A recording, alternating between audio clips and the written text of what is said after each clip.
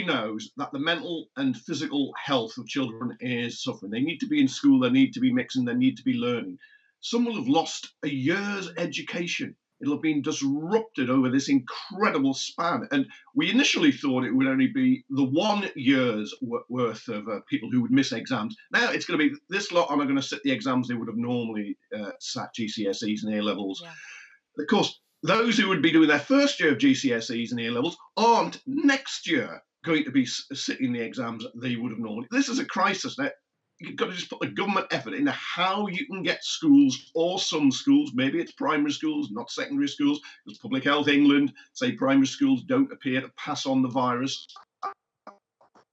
same rate as those secondary schools. We just need to get them back. Yeah. Yeah. Robert Halfon, you are the chair of the Education Select Committee, and you've sort of butted heads with the government over this throughout the crisis.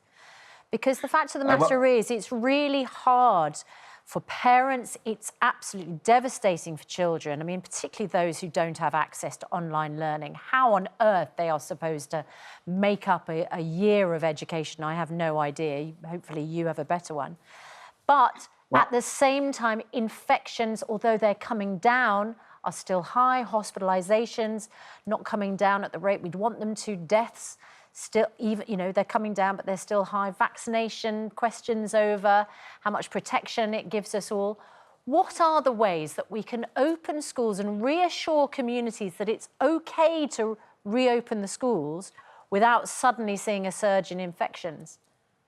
Well, the first thing I'd say is what is going on with our children is a national disaster. And I think long after the coronavirus has gone, we're going to face a potential epidemic of educational poverty and a mental health crisis in our country. And I want the government to set out a to Z route map of when the schools are going to open again. They should be, in their Downing Street press conference, setting out day by day what they are doing to try and reopen the schools. And it may be that there is a phased opening, or that you can open schools in areas that have lower COVID rates. The Public Health England have said today in the Times that primary schools are safe soon to open, but we need a plan from the government, because all we are doing every day the schools are shut, we are damaging these children's life chances. And we know that despite the efforts of individual teachers and support staff, remote learning varies from school to school and from student to student. And of course, home to home, of course. And Robert, just obviously there's a huge issue with all school children, but specifically, and Kevin mentioned it, those who are in their first or second year of doing GCSEs, AS levels, A-levels. I know the Department of Education has asked parents to take part in a consultation. What would you say to the Education Secretary about how children should be assessed and examined? Because a number of them are doing mocks at the moment and wondering, you know, hang on, what am I supposed to be doing? What's my motivation? How is all of this being assessed?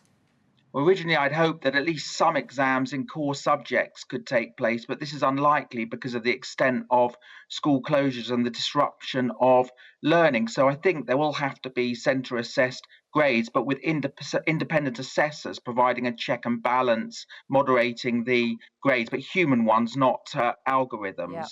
Yeah. But this is a very sad place that we've reached. The second year in a row, children aren't going to be doing exams. Children are at home. We know that millions of children are still not doing a lot of remote learning. And of course, disadvantaged students are suffering the most.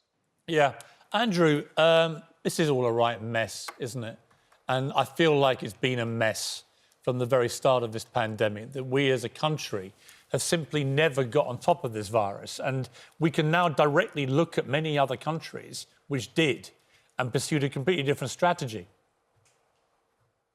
Well, look, if you talk about the travel, I mean, I was one of those who was bemused, poleaxed to learn that flights were still coming in from China when we already had COVID on our shores. I couldn't understand it for the life of me.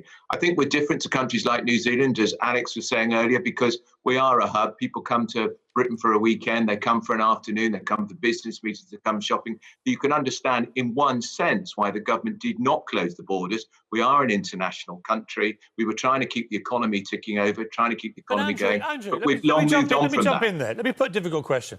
Leadership is actually about taking decisions often that the public don't want to hear. course. When I think back to great leaders of our country, Winston Churchill, Margaret Thatcher, love her or hate her, was a tough leader. These are people who didn't worry about focus groups or polls or newspapers or the public reaction.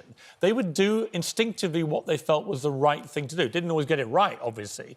But it just seems to me that Boris Johnson, he's such a people pleaser that from the very start of this, he's delayed taking the right decisions every single time about everything because he didn't want to be seen as the bad guy.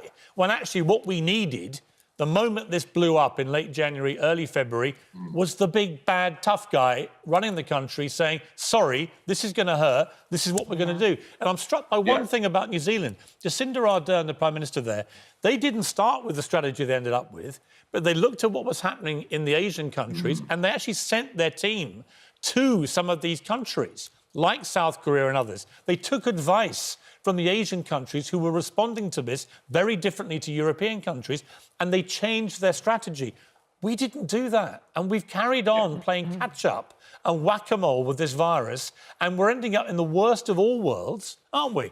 Where we have a shocking economy, kids at home not being educated, cases out of control, although they are thankfully beginning to come down because of a lockdown, and we hate the damn lockdowns. We're in the worst of all worlds.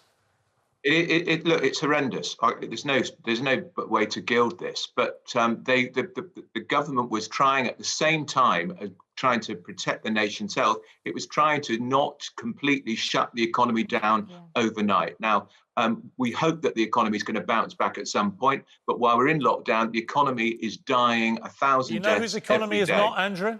You know whose economy is roaring back because they did a massive national lockdown and shut down cities with 12 million people for months on end. You know, China? You know which economy is roaring? China. I mean, the irony. The country where this all began and emanated from, China just decided this is what we're doing. Now, they're an authoritarian, but it's a police state. totalitarian... China is a police state. I get it. China is a police state. Well, they're worse than that. They're an authoritarian, totalitarian state. No, but Andrew, you say we can't do it, but actually, if we had done it, we'd all be back to normal now. Yeah.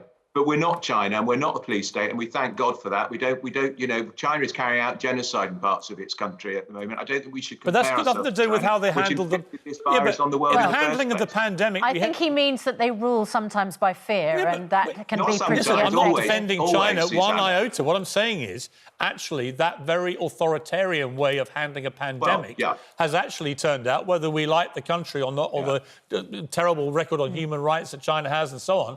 All of that is inarguable, but you can't argue that the way they've gone about controlling the virus and getting their economy back has worked. I don't think the Chinese way would work in Britain. I don't think it would work in any democracy, Piers. Why? Because we're a democracy. We don't do things at gunpoint. China is a police state. It's a totalitarian But now having police people state. arrested in the middle of fields for having a cup of coffee with their friends. You telling me we're not a police state? And that was a terrible mistake. Yeah, but we're seeing people arrested for having snowball fights. In other words, we've learned the only way actually to eliminate the virus is to make people actually adhere to the law and to enforce that vigorously. Otherwise, if you don't, the virus runs riot. The virus doesn't really understand the difference between a totalitarian state and us.